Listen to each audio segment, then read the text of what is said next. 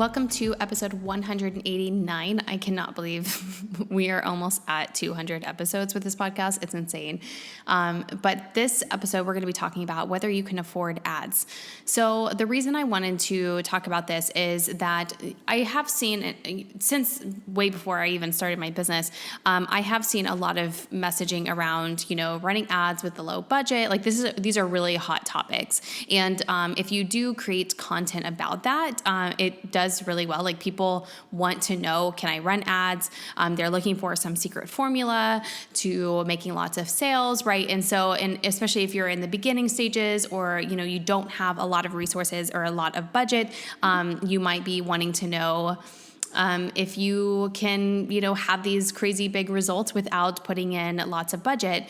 And so I wanted to cover this because I wanted to make sure that you understand the actual formulas. So we're going to get a little technical today. It's going to be talking more about numbers and things like that. And I want to give you the formula for figuring out if you can actually afford ads and what you need to know if you can. Like what kind of metrics do you need to know?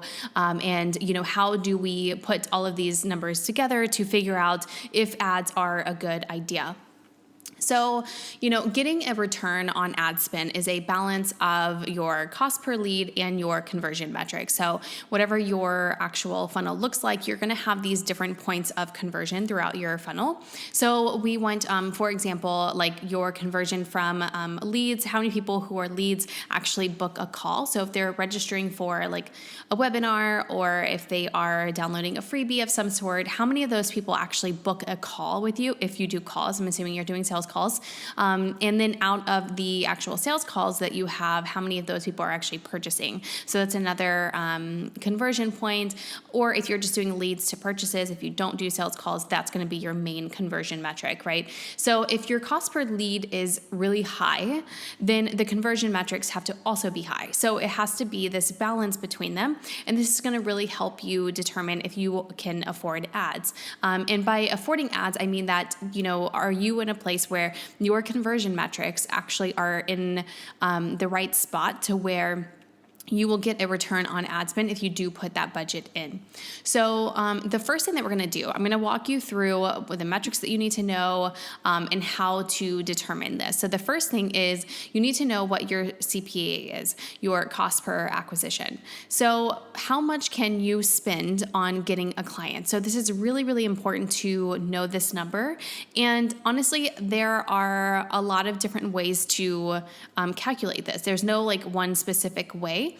Because there's conservative acquisition, there's also aggressive acquisition. So some people might be willing to be really aggressive in their acquisition. And what I mean by that is they are willing to spend a lot of money to get a customer. And this is going to depend on the lifetime value of the customer. So let's say if you have a membership, if you are willing to break even in the beginning because your membership is really good, the retention is really high, so the lifetime value of the person is going to be much higher than what they're going to spend in that first month, in just a single month of the membership.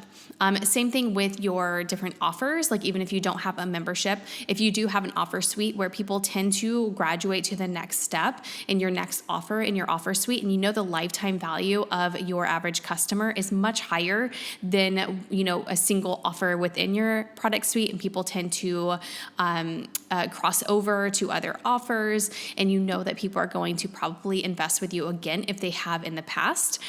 This is where it matters what that lifetime value is. So you might also, in that scenario, if you'd have offers that are more entry level, you might be willing to break even on those where you're not getting this huge return because lifetime value, you will get a great return. So this also depends on your product suite, how good your retention is, and how often people will actually invest with you again and purchase from you after purchasing with you once. So you don't want to just go off the initial money back. You want to look at that lifetime value. So with that, let's say for an example, if you have a membership, again, if your average retention is 6 months on average, then you would take that monthly payment and you would multiply it by 6.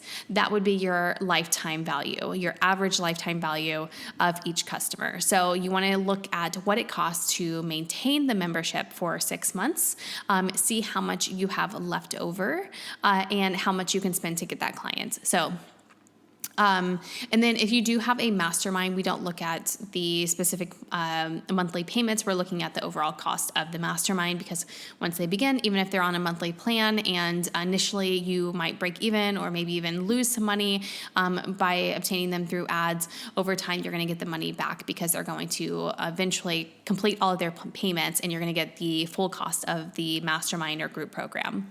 So that's the first thing, is knowing what your acquisition cost is going to be, what you want it to be. Again, some people might not be willing to break even. They want, and if you don't want to break even in the beginning, then, either the price point has to be right, or your conversion metrics have to be really, really good, right? So we have to figure out what this balance is for you and what you're willing to do, what you're willing to invest to obtain a client, and what you're willing to do to try and retain them and make sure that you do get that lifetime value as high as you can.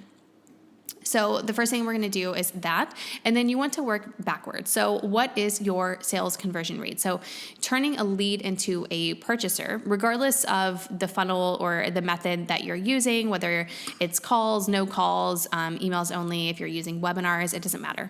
What is the overall conversion? Lead to purchaser. Doesn't matter what's in the beginning. So you can start with that.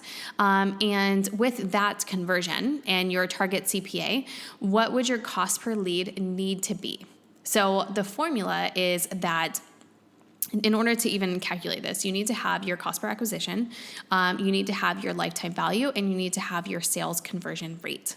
So I'm going to go over this slowly because I know we're doing this audibly, and I want you to be able to get this right. I also have a tool for you if it's easier to do that as well, but you can also just do these calculations on paper or in a spreadsheet or something like that. So what you're going to do is you're going to take the sales conversion rate and see how many leads you need to have for one purchaser. So you would take 1 divided by the conversion rate. So 1 divided by your conversion rate, and that conversion rate is going to be in decimal. So if your conversion rate, your sales conversion rate from lead to purchaser is 3%, then you're going to take 1 divided by 3%. That's going to be 33. That means that you need 33 leads to get 1 purchaser. So you're going to take your cost per acquisition now, and you're going to divide that number by, you're going to divide the cost per acquisition by number of leads that you need to get a purchaser. So if your cost per acquisition is $300, you're going to divide that by 33 leads. That's going to be $9. So this means that your target cost per lead needs to be $9 in order to hit your cost per acquisition goal. So that's doable.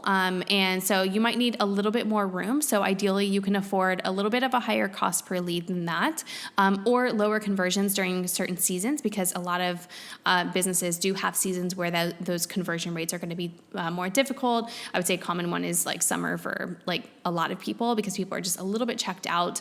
So in the coaching world, summer can be a little bit rough.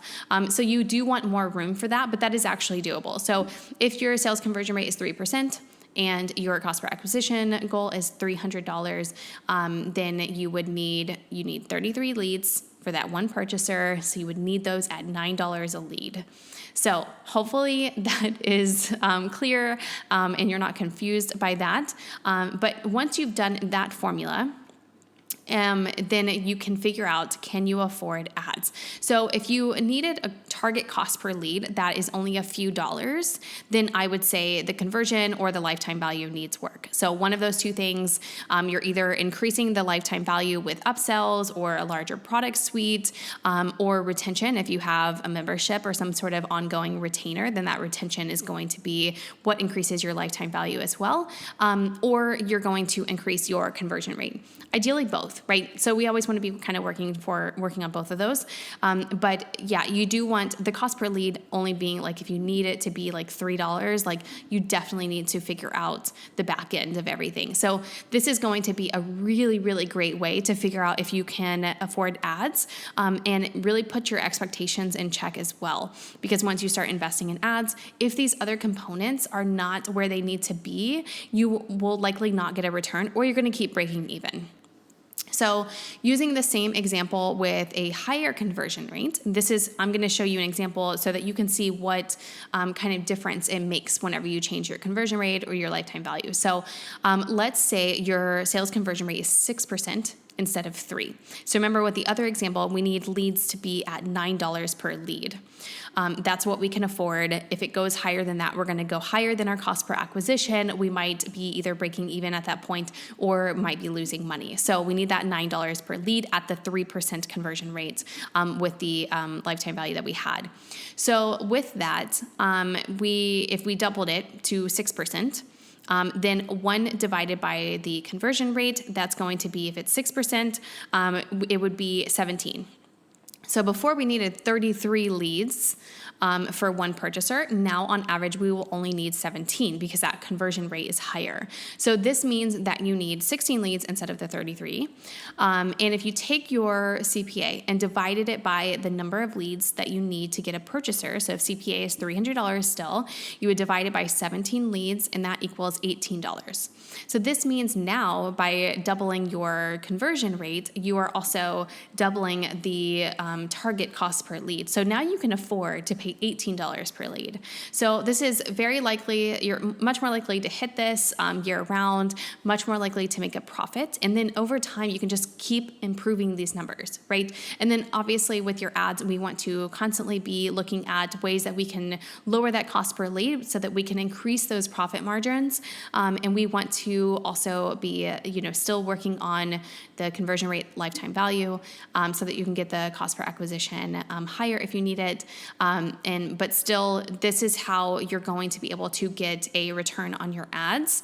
And this is also a way that you can see with your current numbers if you can afford ads. And by affording ads, I'm talking about if you can get a return based on your current numbers now. So if you're in a situation where you don't have these numbers, where you haven't been in business long enough to even have these numbers, I would really focus on getting them. Now you can run ads. There are some ways to do that. I wouldn't necessarily recommend hiring like an agency because the overhead's going to be too high. It's going to be a really big investment to be gathering data. There are ways that you can kind of gather this data just to get enough people going through the funnel where you can start gathering this data. So in the agency, we do offer intensives. Most agencies, a lot of them do offer some sort of intensive if they're a smaller agency. So you can shop around, but we do offer them at the agency. And with the intensive, it's a much cheaper way to get your ads done. We do a hybrid. So we build your first campaign. And then if there are other agencies that do intensives, they might not build it for you, but they'll show you how to. And so you can get started that way and have a lower budget to get people in. But just note that if you go that route, if you don't have these other numbers, these other variables, then you are just purchasing data, which there's nothing wrong with that, but just understand what you're doing and what you're going to get out of that ad spend. So once you have these numbers and you have that conversion rate, you know your lifetime value, you know what your cost per acquisition needs to be, then what you'll be able to do is figure out if you can get a return on ads. If all of it lines up where you can afford a pretty decent higher cost per lead, if that's necessary, then you can be really confident whenever you're going into ads. If you're hiring a professional, obviously that knows what they're doing with ads, then you can feel confident about getting a return. And it's probably a good time to start ads so that you can start amplifying your business. You can start amplifying the impact and scaling in the way that you want to. So to help you with this, I do have the ROAS calculator. I've had this for a couple of years now. It's still really popular. And it's so simple and easy to use. So I'll put a link in the show notes for that. It's free.